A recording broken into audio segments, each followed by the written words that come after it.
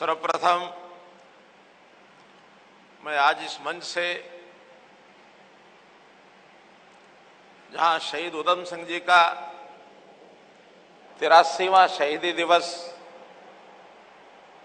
इस नाते से हम यहाँ एकत्र हुए हैं, मैं शहीद उधम सिंह जी के चरणों में उनको श्रद्धांजलि देते हुए शत शत नमन करता हूं। मंच पर विराजमान हमारे गद्दी नशीन बाबा भूमन शाह जी, बाबा ब्रह्मदास जी, यहाँ उपस्थित मेंबर पार्लियामेंट श्री नायब सिंह सैनी जी, बाबा महेश गिरी जी, समाज के हमारे प्रदेश अध्यक्ष श्री कुलवंत सिंह जी, सरदार निशान सिंह जी कंबोज, श्री कर्णदेव जी कंबोज पूर्व मंत्री व आज के इस कार्यक्रम के संयोजक, हमारे यहाँ विधायक श्री सुभाष सुधा जी, अंबाला से विधायक श्री असीम गोयल जी, विधायक श्री रामकरण काला जी, श्री बाबूराम जी कंबोज पूर्व प्रदेश अध्यक्ष, श्री पवन कुमार जी पूर्व विधायक, कृष्ण बेदी जी शाहबाद से पूर्व हमारे मंत्री, श्री रामचंद्र कंबोज जी रानिया से पूर्व विधायक, श्री रवि बातान जी, श्री बी.आर. कंबोज जी, श्री दुम्मन सिंह किरमत जी, उपस्थित सभी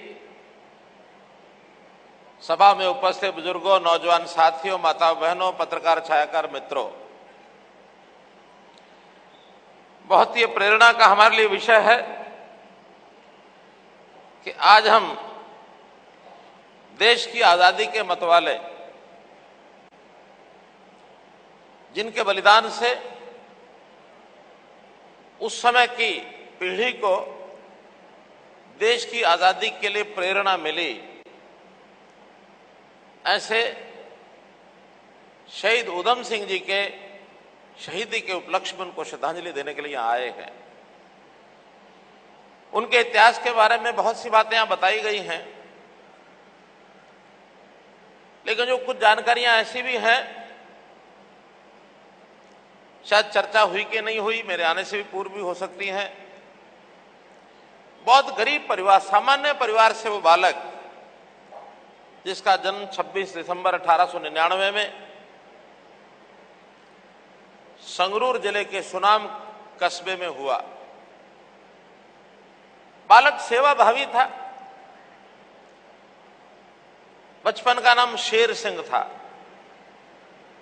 और जब भी कभी उत्साहपूर्वक ऐसे मंगल कार्य होते थे, मेले लगते थे, ऐसे स्थान पर सेवा करने के लिए पानी भी पिलाने का काम वो करते थे। जैसे एक युवक की मन की इच्छा के अनुरूप सेवा भाव से बैसाखी का दिन 13 अप्रैल 1919 जलियांवाला बाग में जो एकत्र हुआ, उस समय देश की आजादी की ज्वाला सब लोगों के मन में धधक रही थी।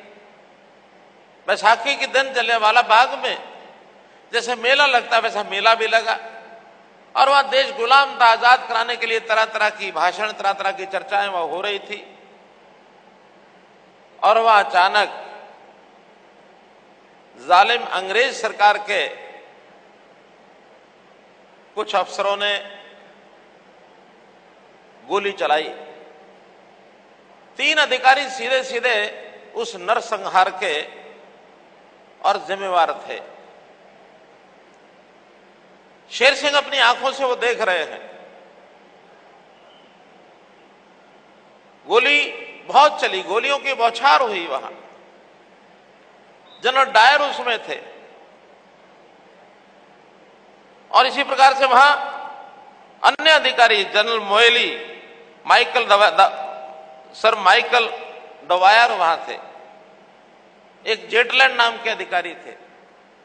तो ऐसे इन अधिकारियों के आदेश पर लोगों ने जान बचा करके भागने की कोशिश की, कुछ लोग गोलियों से भुन गए, बहुत लोगों ने इज्जत बचाने के लिए कुएं में छलांग लगा दी। लेकिन बालक सारा दृश्य देखता रहा। शेर सिंह बच गया, लेकिन मन में क्रोध की अग्नि उस समय उबाल खाने लगी कि अपने देश के लोगों के ऊपर, निहत्थों के ऊपर गोलियां चलाने का बदला लेकर के ये जो सामने दिख रहे अधिकारी हैं, इनकी हत्या करके मैं बदला लूंगा। और उस दिन से मन में तरह तरह की तैयारियां शुरू हो गई, क्योंकि ये सारे विदेशी अधिकारी थे, इंग्लैंड में थे। विचार बना लिया कि इंग्लैंड जाकर के और मौका कोई ना कोई प्राप्त करते ही जनरल ड्वायर को मारना है। कहते पहले उधम सिंह नाम नहीं था, विदेश जाने के लिए नाम भी बदल लिया।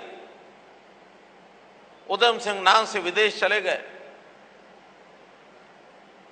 और वहां जाकर, जैसा अभी हमारे कर्णदेव जी सारा विषय बता रहे थे एक मीटिंग के अंदर,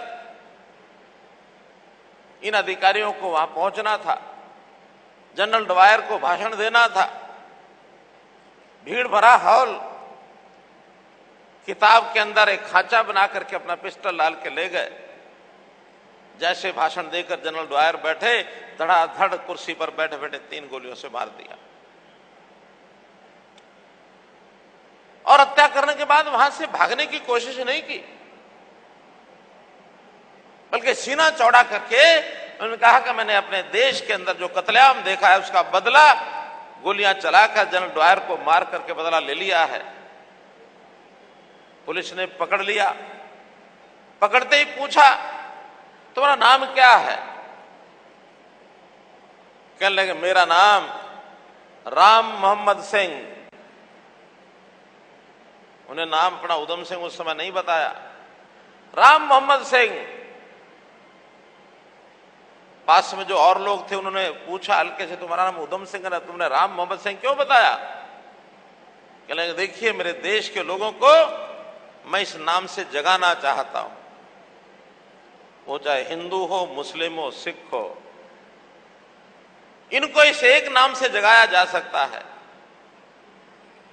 राम हिंदुओं के लिए, मोहम्मद मुसलमानों के लिए, सिंह सिखों के लिए। मन में उस समय विचार था, मेरे देश के लोग जागृत कैसे हों। ये दिन 1940 13 मार्च का था। 1940 के बाद हम देखते हैं कि इस देश के अंदर उस समय कितना क्रांतिकारी बदलाव हो रहे थे। सुभाष चंद्र बोस ने आजाद हिंद फौज का गठन भी उस समय किया। दुनिया का दूसरा विश्व युद्ध उस समय हुआ। देश को किसी भी तरीके से आजाद कराना है। क्रांतिकारी भी उठ खड़े हुए। शांति दूत महात्मा गांधी की यात्राएं भी उस समय शुरू हुई। सारे देश में एक जन जागरण चल रहा था। अंग्रेज ने पकड़ के जेल में डाल दिया और देखिए उनकी चुस्ती फुर्ती, 2 दिन के अंदर अंदर दोषी करार दे दिया, फांसी की सजा सुना दी और 4 महीने के अंदर अंदर 31 जुलाई 1940 को फांसी के तख्ते पर चढ़ा दिया।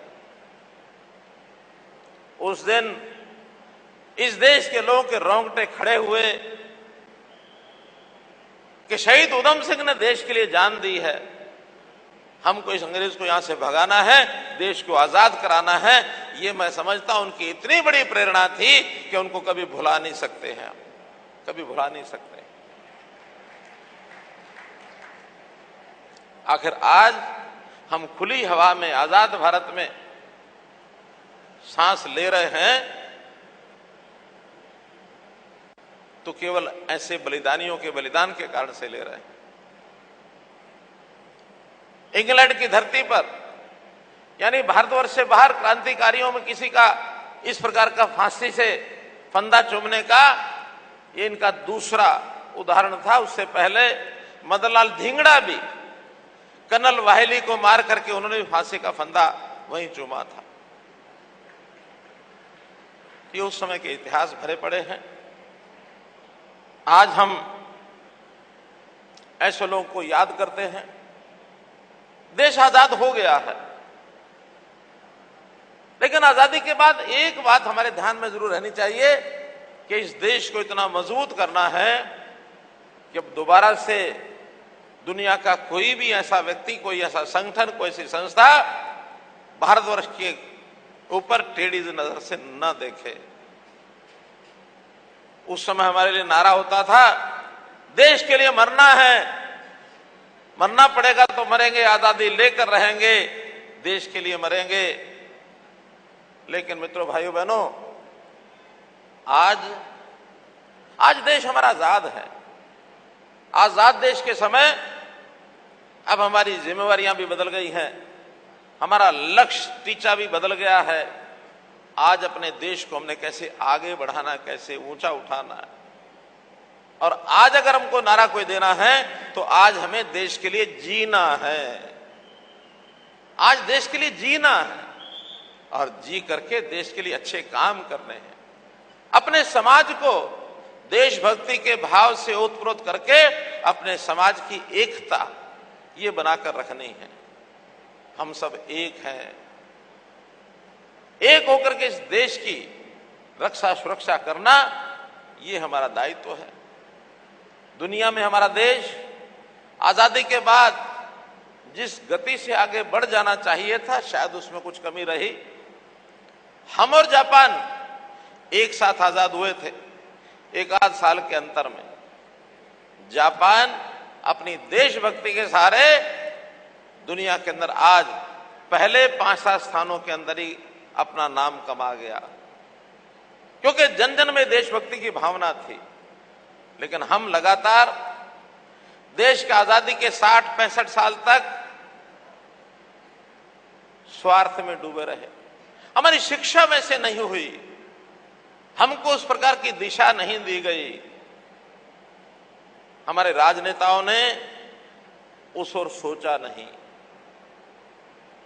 मैं आभारी हूं, मैं धन्यवाद ज्ञापित करता हूं हमारे देश के वर्तमान प्रधानमंत्री श्री नरेंद्र मोदी जी को कि अब उन्होंने सब कुछ जो काम करना देश के लिए करना, ये देश की जनता को दिशा देनी शुरू कर दी है। उन्होंने कहा, देश पहले, इंडिया फर्स्ट, बाकी सब बाद में। आज हम एक भी कदम आगे उठाते हैं तो हम सोचते हैं कि इसमें हमारे देश का भला है कि नहीं है। और अगर देश का भला करना है तो जो सरकारें हैं, चाहे हमारी केंद्र की सरकार है, चाहे हमारी प्रदेश की सरकार है, हमको जनहित में सारे काम करने होंगे कि जनता को हम कैसे आगे बढ़ाएं। और जनता अगर आगे बढ़ती है तो देश अपने आप आगे बढ़ता है। अब जनता में भी बहुत वर्ग हैं, अलग अलग, गरीब भी हैं, अमीर भी हैं, मध्यवर्गीय भी हैं। पंडित दीनदयाल जी से किसी ने पूछा कि अगर आप देश को सुखी देखना चाहते हो तो आपका प्रोग्राम बताइए कि आपका क्या प्रोग्राम होगा आगे जाकर के। क्योंकि उस समय विपक्षी दल के अंदर वो राष्ट्रीय जन महासचिव थे। राष्ट्रीय महासचिव होके नाते पार्टी अगर कहीं राज्य में आती है तो क्या प्राथमिकता होंगी, ये हमारे पत्रकार ने जब पूछा तो उन्होंने कहा कि देखिए, समाज का अंतिम व्यक्ति, समाज की अंतिम बिरादरी, समाज का अंतिम जो पिछड़ा हुआ इलाका, काम के नाते, व्यवसाय के नाते जो ऐसा वर्ग जिसके व्यवसाय को आगे बढ़ाना आवश्यक है, जब तक इन सब नीचे से लोगों को बढ़ा करके आगे नहीं बढ़ाएंगे तब तक समाज सुखी नहीं हो सकता। हमारा सबका दायित्व है, जो हमारे पीछे रह गया उसको साथ लेके आगे बढ़े, ये हमारी जिम्मेवारी है। इसको कहते हैं अंत्योदय। ये बात तो ठीक है, हर कोई आज आगे बढ़ना चाहता है, लेकिन आगे बढ़ने में एक होता अपने साथी को, पीछे वालों को भी कहें आओ आगे बढ़ो, और एक होता है जो आगे चले गए उनको पकड़ के पीछे खींचो, मैं आगे बढ़ जाओ। हम प्रतियोगिता करें, हम कंपटीशन करें, लेकिन सबको साथ लेके जो पीछे रह गए उनको आगे बढ़ाने के लिए भी आगे बढ़ाएं। ये नहीं है जो आगे बढ़े हुए उनको पकड़ो, उनको बैठाओ, उनको खींचो, टंगड़ी मारो, फिर हम आगे बढ़े। ये स्वस्थ प्रतियोगिता नहीं है। मित्रों, भाइयों बहनों, इन महापुरुषों के बलिदान से हमको बहुत सी शिक्षाएं मिलती हैं। इनके विचार को समाज के जन जन तक पहुंचाना ये हमारा काम है, हमारा दायित्व है। जब हमने सरकार बनाई, लोग जातिवादी की बहुत बात करते थे, उसी आधार पर राजनीति भी करने लगे थे। हमने कहा ये राजनीति अच्छी नहीं है। हमने एक नारा दिया था उस समय, हरियाणा एक, हरियाणवी एक। हम सब हरियाणा के लोग हैं जहां तक अपने प्रदेश का विषय है। अगर देश का विषय तो हम सब भारतीय हैं, हम देश के नागरिक हैं।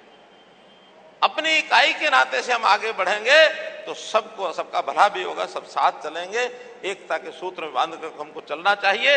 यही देशभक्ति है। और यदि हम ऐसा करेंगे तो निश्चित रूप से हम ऐसे सब महान क्रांतिकारियों को जो बलिदान हुए उनको सच्ची श्रद्धांजलि यही होगी। भगत सिंह हो, सुखदेव हो, राजगुरु हो, मदनलाल धींगड़ा हो, उधम सिंह कंबोज हो, बिस्मिल्लाह खां हो, जितने भी नाम लिए जा सकते हैं क्रांतिकारियों के, उन सब के प्रति सच्ची श्रद्धांजलि हमारी यही है। तो भाई बहनों, हमने सरकार की योजनाओं में बहुत सी ऐसी चीजें की हैं कि हरियाणा सरकार ऐसा मानती है कि हमारे साधनों पर, संसाधनों पर सबसे पहला अगर अधिकार है तो वो गरीब का है। गरीब को हम कभी भी सरकारी खिड़की पर बुलाने के बजाय योजना ऐसी बनाएंगे कि सरकार उनके घर पर जाकर के उनकी जरूरतों को पूरा करे, चाहे वो उनकी शिक्षा है, चाहे उनका स्वास्थ्य है, चाहे उनकी सुरक्षा है, चाहे उनका स्वाभिमान है, चाहे उसका स्वावलंबन है, सब चीजें सुशासन के माध्यम से उन तक पहुंचाई जाए। ये हमने सरकार में एक बीड़ा उठाया है। अगर एक स्वस्थ समाज को बनाना है, एक अच्छी सोच के समाज को बनाना है, तो हमको क्राइम खत्म करना होगा, हमको करप्शन खत्म करनी होगी और हमको कास्ट बेस्ड पॉलिटिक्स इसकी भी समाप्ति करनी होगी। तो भाई बहनों, ये सारी बातें एक विचार के नाते आपके सामने रखी है। मैं जरूर मान के चलता हूं कि आज के इस अवसर पर आप जरूर कुछ ना कुछ विचार करेंगे। मुझे इस बात का गर्व है कि समाज के सब लोग पहले अपने समाज में, फिर बाकी सब लोगों के में अंदर जा करके भी समाज सेवा के बहुत से काम करते हैं और उसमें सब लोग कुछ ना कुछ अपने प्रयत्न करते हुए कोई ना कोई केंद्र स्थान भी बनाते हैं। उन केंद्र स्थानों पर समाज की धर्मशालाओं के नाम से पुकारा जाता है। जैसे अभी मुझे बताया गया कि कंबोज धर्मशाला हमारी कुरुक्षेत्र में निर्माणाधीन है। मैं पीछे आया था तो उसके सहयोग के लिए, सहायता के लिए कुछ ना कुछ शायद किया था, याद नहीं रखता, मैं करके भूल जाता हूं, लेकिन एक बार मैं करके गया हूं, एक बार करके गया हूं। अभी मुझे जानकारी दी गई कि करनाल में भी एक कंबोज धर्मशाला जमीन उन्होंने ले ली है, उसका भी शिलान्यास होना है। और ऐसे ही शाहबाद में भी एक कंबोज धर्मशाला वो भी बनी है, शायद उसमें भी कुछ काम बाकी है, थोड़ा काम बाकी है। तो स्वाभाविक है, अपेक्षा की जाती है। मुख्यमंत्री को सबसे आखिर में बुलाने का कारण भी ये होता है, शायद कोई हमारी मदद कर जाए। निश्चित जब भी जाता हूं हर समाज की मदद करता हूं।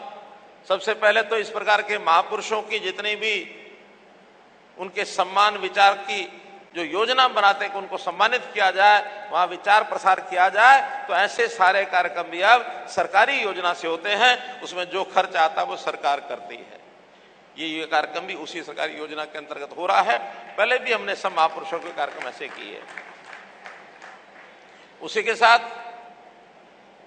करनाल धर्मशाला को चूंकि पहली बार वहां उसका शिलान्यास भी होना है, तो मैंने निवेदन किया है महंत बाबा मोमन शाह जी, बाबा ब्रह्मदास जी को कि वो जाकर के शिलान्यास करके आए और अपनी तरफ से कोई योगदान भी करें।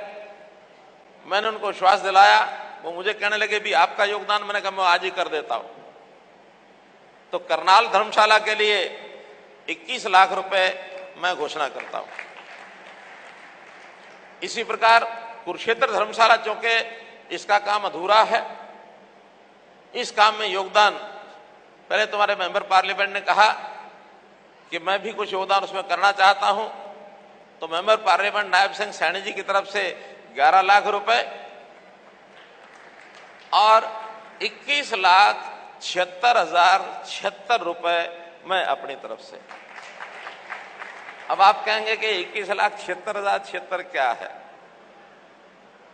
ये भी एक रहस्यमयी बात बताता हूं। जैसे मैं मंच पर चढ़ा तो आपके जो पूर्व अध्यक्ष हैं श्री बाबूराम कंबोज, और ये ऐसे शख्स हैं जिन्होंने कंबोज बिरादरी का यह सारा काम संगठन का अपने घर के एक कमरे से शुरू किया था। इस प्रकार के ये स्नेही आदमी है, सारे समाज को साथ लेके चलने वाले। इन्होंने चढ़ते ही मुझे एक कागज मेरे हाथ में दिया। मैंने खोल के देखा तो देखा मुख्यमंत्री सहायता कोष में अपनी तरफ से 76,076 रुपए देने के लिए मुझे चेक दे दिया है। अब वो तो जो कि मुख्यमंत्री राहत कोष में दिया है, निश्चित रूप से वो 76,076 रुपए अभी जो बाढ़ आदि आई है उसमें मुख्यमंत्री राहत कोष की तरफ से लाखों करोड़ रुपए का खर्च होता, वो उसमें तो जाएगा। लेकिन मुझे भी लगा कि ये एक कर्ज मैं अपने ऊपर लेके ना जाऊं। मैंने अपने उस 21 लाख में 76,076 रुपए और मिला करके इस धर्मशाला को दे दिए।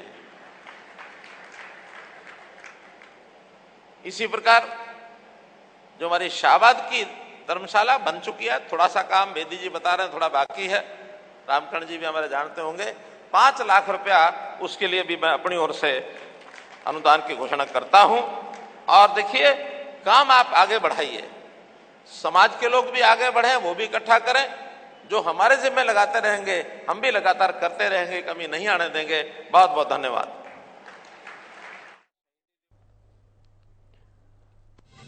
तो शहीद उधम सिंह को याद करते हुए नजर आए मुख्यमंत्री मनोहर लाल। और आपको बता दें कि कुरुक्षेत्र में इस कार्यक्रम का आयोजन किया गया है। कार्यक्रम में मुख्यमंत्री का ये संबोधन आप सुन रहे थे। अंग्रेज सरकार के कुछ अफसरों ने गोली चलाई, लोगों ने जान बचाने की कोशिश की। सीएम ने याद करते हुए ये तमाम किस्से भी सुनाए। 1940 के बाद शांति दूत महात्मा गांधी की यात्राएं शुरू हुई। इन तमाम बातों का जिक्र मुख्यमंत्री ने कहा।